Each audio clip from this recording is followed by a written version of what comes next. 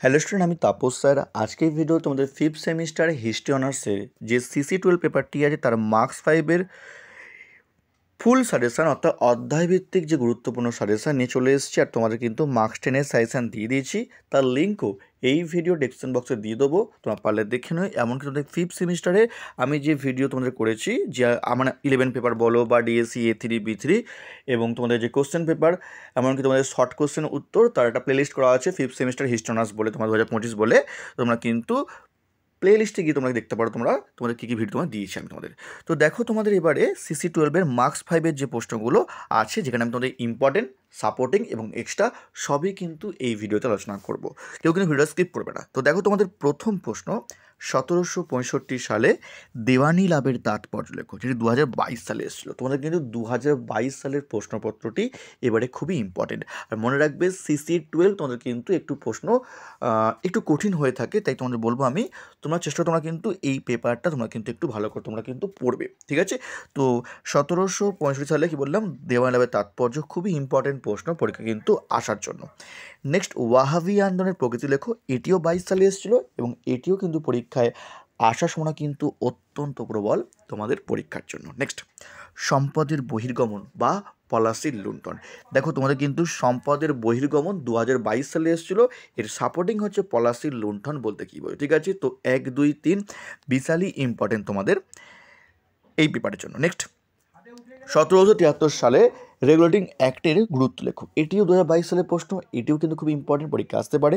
Next, সন্ন্যাসী ফকির বিদ্রোহ টিকা লেখো, এটিও কিন্তু ইম্পর্টেন্ট প্রশ্ন। তো এগুলো তোমরা কিন্তু ভালো করে পড়বে। লাস্ট প্রশ্ন, 76-এর মন্বন্তর টিকা লেখো, ঠিক আছে? এটিও কিন্তু খুবই ইম্পর্টেন্ট প্রশ্ন তোমাদের জন্য, কারণ তোমাদের কিন্তু সিলেবাসটা একটু বড়, তাই তোমাদের কিন্তু ভালো করে তোমাদের কিন্তু পড়তে হবে এই পেপারটার উপর, ঠিক আছে? নেক্সট দেখো, তোমাদের পরের প্রশ্ন দেখো, বক্সারের যুদ্ধের গুরুত্ব লেখো, এটিও কিন্তু ভেরি ভেরি ইম্পর্টেন্ট প্রশ্ন। তারপর দেখো, দ্বৈত শাসন ব্যবস্থা বলতে কী বোঝো। তো 1 থেকে 8 তোমরা ভালো করে পড়বে এবং 1 থেকে 8-এর মধ্যে তোমরা কিন্তু এখানে তোমরা কিন্তু অনেক প্রশ্ন কিন্তু পেয়ে যাবে। যদি প্রশ্ন হার্ড হয়ে থাকে তাহলে তোমায় কিন্তু সাপোর্টিং কিছু করতে হবে, এবং সাপোর্টিং প্রশ্ন বলার আগে তোমায় বলবো, যারা এখনও চ্যানেলটিকে সাবস্ক্রাইব করোনি অবশ্যই চ্যানেলটিকে সাবস্ক্রাইব করে রেখো এরকম ভিডিও সবার আগে পাওয়ার জন্য। আর যদি কেউ হিস্ট্রি অনার্স ও পাস অনলাইন বা অফলাইন ক্লাস করতে চাও, তো ভিডিওর স্ক্রিনে এবং ডেসক্রিপশন বক্সে আমার ফোন নাম্বার দেওয়া আছে, তোমরা চাইলে কিন্তু আমার সঙ্গে জয়েন করতে পারো। আমি অফলাইনে শিয়ালদার যে সুরেন্দ্রনাথ কলেজ এবং বিহালার সাইডে যে শোষণা কলেজ আছে তার কাছেই পড়ে থাকি। এমনকি চাইলে তোমরা কিন্তু অনলাইন ক্লাসও করতে পারো, এবং তোমরা চাইলে তোমরা কিন্তু তোমরা কিন্তু ডেমো ক্লাসও তোমরা কিন্তু করে দেখতে পারো, যে তোমরা ক্লাস বুঝতে পারছো কি না। আমি চেষ্টা করি তোমাদের অনলাইন ক্লাসটাকে যাতে অফলাইনের মতো ভালোভাবে তোমাদের ক্লাসটা করানো যায় এবং যাতে তোমরা সহজেই পড়া বুঝতে পারো, ঠিক আছে? তো দেখো, তোমাদের সাপোর্টিং প্রশ্ন দেখো, তোমাদের সত্যবিলোপ নীতি বলতে কী বোঝো, কর্নওয়ালিস কোর্ট টিকা লেখো, সাপোর্টিং প্রশ্ন খুবই ইম্পর্টেন্ট।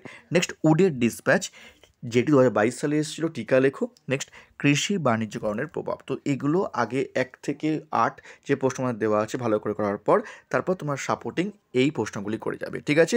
আর তোমাদের এই পেপারের মার্কস 10-এর ভিডিও আমি তোমাদের দিয়ে দিচ্ছি, তার লিঙ্ক এই ভিডিওর ডেসক্রিপশন বক্সে দিয়ে দেবো, তোমরা পারলে কিন্তু দেখে নিও, ঠিক আছে?